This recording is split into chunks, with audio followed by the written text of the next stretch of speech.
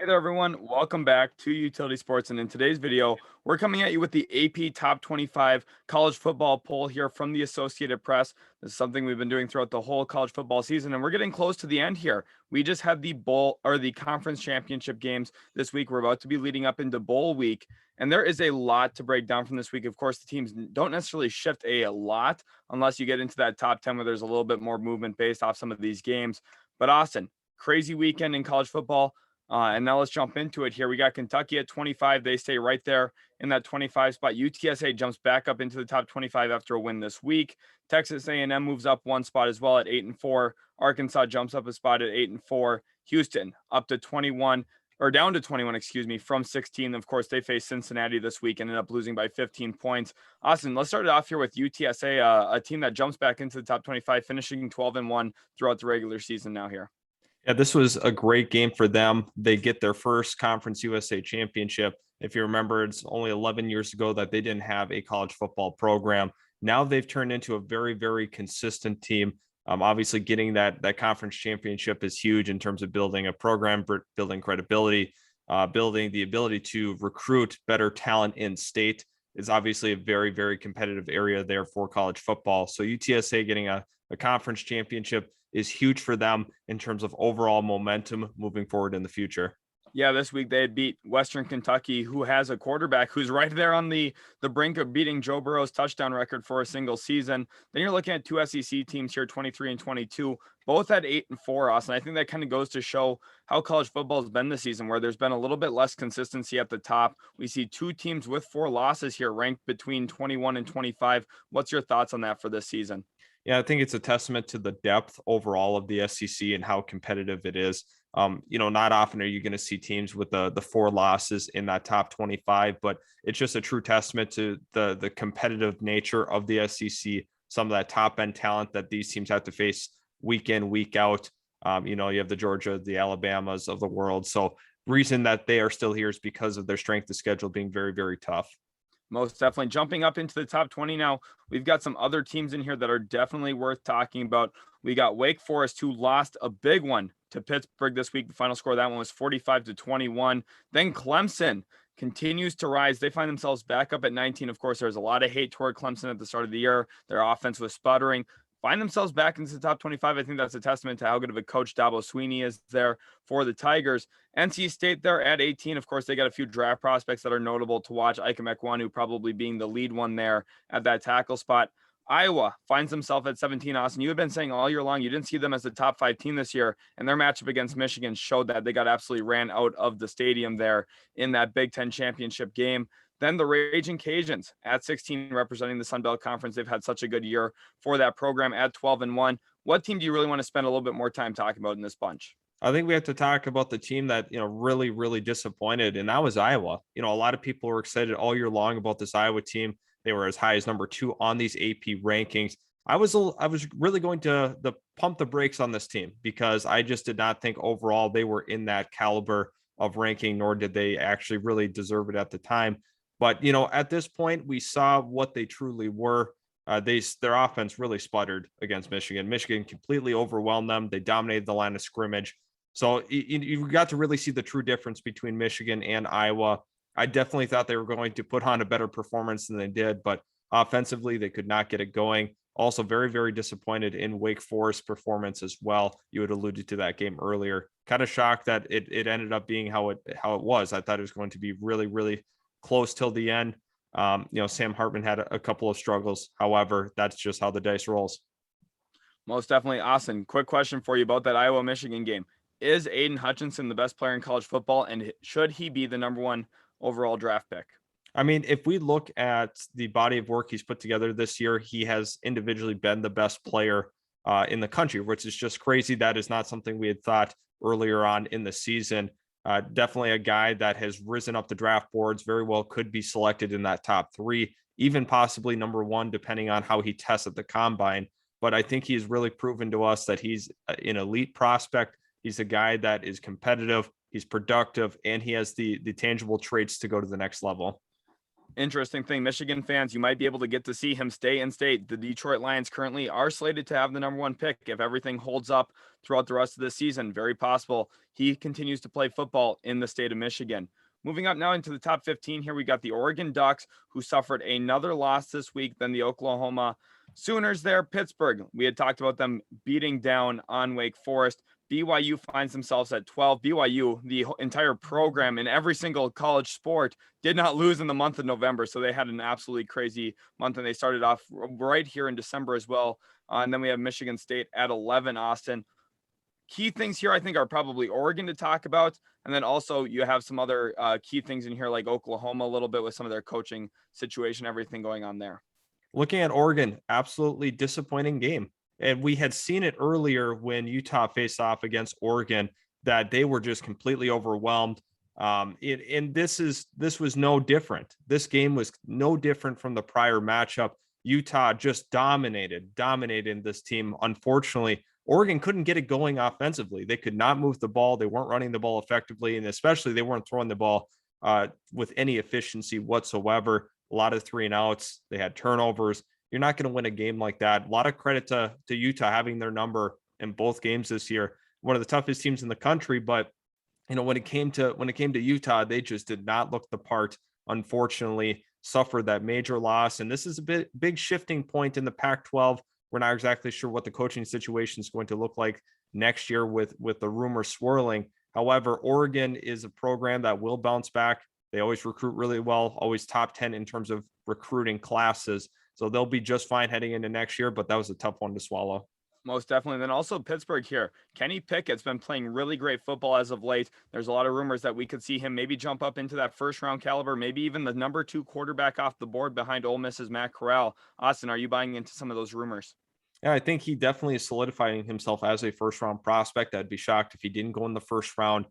You've seen it. He's been able to win. He has the numbers to back it up. And also when you watch the film, he definitely fits the eye test. I think he has earned himself that first round prowess, and I think he very well could be selected there. A lot of credit to this Pittsburgh team as well. They've had an up and down season. They finished 11-2. They definitely been fighting. Very, very shocked to find them, at number 13 after all. I mean, they had a great year. So I'm happy for this program. Good to see them here.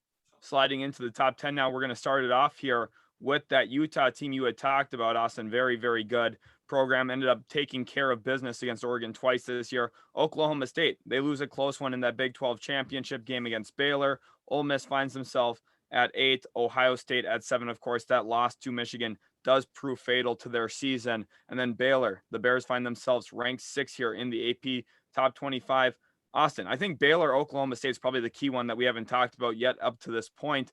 Baylor winning the Big 12. Do you see a chance that they possibly get into the college football playoffs from the FBS college football playoff rankings?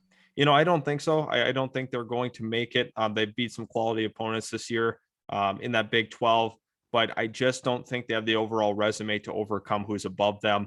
And it's a long pathway, long shot for them to make it. Let's talk about that game quick. Arguably the most interesting game of the weekend.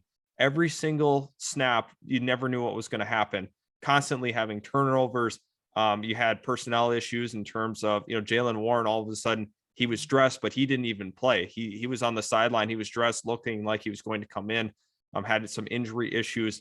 Spencer Sanders for Oklahoma State was atrocious. He had 4 interceptions, was not able to locate the football. There was just a lot of weird things that happened in this game. And if you were able to catch the end of it, it was 4th and goal from the half-yard line, and Oklahoma State could not punch it in. They were a mere couple of inches away from winning a Big 12 title. They were not able to get it done. They did not deserve to even be in that game with how sloppy they were with the football, especially Spencer Sanders. So looking at that, a lot of credit to Baylor's defense. They picked off Spencer Sanders 7 times this year, which is a true testament to disguising coverages and really confusing him. So looking at that game, well-deserved victory by Baylor, but they still somehow almost lost despite the mass amount of turnovers by Oklahoma State.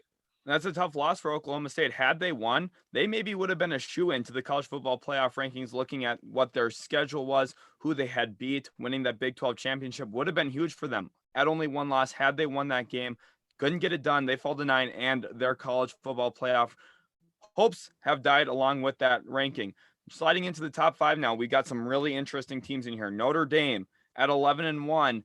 Their only loss this year is to now number 4 ranked Cincinnati, which is really, really problematic for Notre Dame, because if they wanted to get into the college football playoffs, having that one loss to the team right above you probably is not a good testament to finding your way in, Austin. So as we slide up to number 4 here with who we have, that is, of course, the Cincinnati Bearcats at 13-0. Austin, are the Bearcats a lock to make the college football playoffs now? They are. They absolutely are. Looking at it, they had a perfect season. It's hard to see them fall out of the rankings. They don't deserve to not be in. I think they have to be shoot in there. They had a terrific season. They're a talented roster. They played very, very well so far this year. Yes, they didn't have the strength of schedule, but you have to play out your own schedule. It's very tough to go undefeated no matter what conference you're in. And this is kind of the same issue we had with UCF a couple of years ago.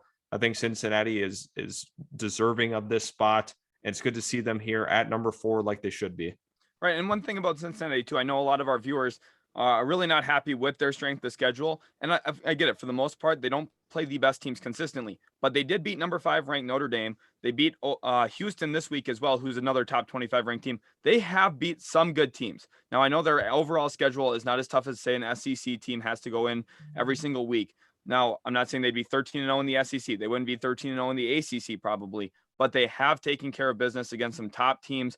And their ranking right now, in my opinion, is very justified. Now let's slide into the top 3, Austin. Let's show 3, 2, and 1 all at the same time, because they're all kind of interlinked here a little bit. Georgia fell this week to Alabama. All year long, Austin, you and I have been dealing with comments on the channel saying that Alabama's terrible. Alabama shouldn't even be ranked. Alabama's ranked way too high after losing to Texas A&M. Where are the haters now? They are ranked 1 in the nation. They beat down on Georgia this week. That was a huge game in the SEC Conference Championship game. And we've been warning people about this all year long, that Alabama could still go on, finish with 1 loss, and take down Georgia. We had viewed Georgia as the top team, but we weren't ruling out Alabama all year long. What's your thoughts on Alabama at 1 now? Yeah, I mean, all you had to do is look at the roster and say this team very well should be in the college football playoff. I get they had the loss to A&M. I understand that. A tough environment to play on the road. They weren't on top of their game. But you look at this Alabama team, everybody pretty much across the college football landscape viewed Georgia as the true best team, us included. Alabama really proved that they are a true contender, and it's very possible that they still, they win the title here. Just from what I seen in that game, Stetson Bennett was very overwhelmed by the pass rush. Just that their offense couldn't get it going.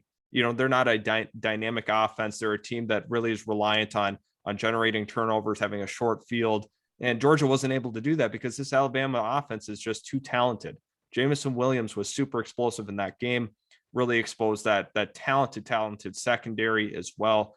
John Mechie had his share as well. You have to look at this whole body of work for Alabama. I do think the question was, Georgia, they had 1 loss. Alabama, they had 1 loss. How do you rank them? It's the head-to-head. They ultimately decided to go with Alabama.